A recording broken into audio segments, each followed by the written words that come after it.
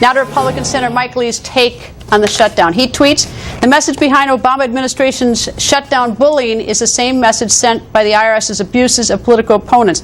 Do what I say or else." Senator Lee joins us.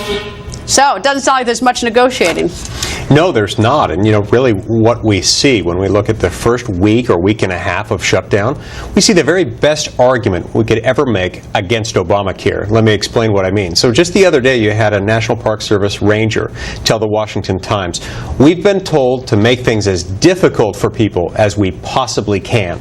They're using the shutdown as an excuse to make things painful, shutting down things like Mount Vernon, even though it's privately owned, shutting down things like the Claude Moore Colonial Farm in McLean, Virginia, privately owned, privately operated, and they're shutting it down. Why? Because they want to make things difficult. This is leverage for them to get their way politically.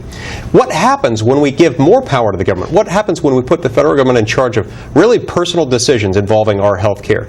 That really should cause a lot of Americans to be concerned. I'd like to know who actually makes these decisions. It's sort of this sort of vague thing, and some people will assign it to President Obama. I don't think President Obama actually made the decision to shut down the World II Memorial. However, I think he has the authority to open it up. He's on notice. And likewise, I don't like the idea that the gym in the House is open. Speaker Boehner's office apparently kept it open. His office didn't say Speaker Boehner, but Speaker Boehner has the authority to shut it down. It's not a lot of money, but it's a principle.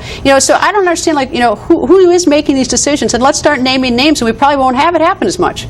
Ultimately, the buck does stop with him, and you're exactly right. Regardless of whether he himself pulled the trigger on closing down the World War II Memorial. Open it up. Order it up. It's his prerogative to open it up. And they had to work pretty hard, of course, to shut that thing down. They had to create doors in the first place so that they could lock those doors and keep people out. What's really disheartening, though? You have the situation where the House today voted for the military benefits. And rather than having that piece of legislation go to the Senate doesn't want to consider the stuff piecemeal, is that now we have the president having to cut a private deal with a private organization to do it because the Senate doesn't want to fall in the sort of the politically unattractive position of deciding something piecemeal. And so we see that we're all just sort of pawns as everyone's sort of playing and jockeying for position. And it's really unfair to the American people. It's unfair and it's shameful.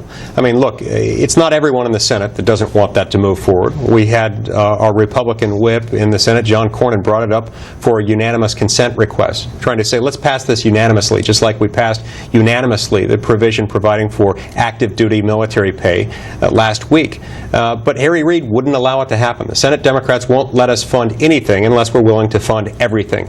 Meanwhile, the president and his people are doing everything they can to make life difficult as they can for Americans.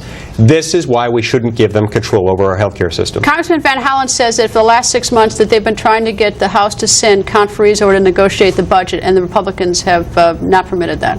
One reason, and one reason only for that. They have wanted to skip several steps along the way. There are other ways that we could have gotten to a conference committee. They wanted to do it by a unanimous consent request rather than introducing the House-passed budget in the Senate and allowing that to be considered for amendments. In that unanimous consent request, we asked one very simple request.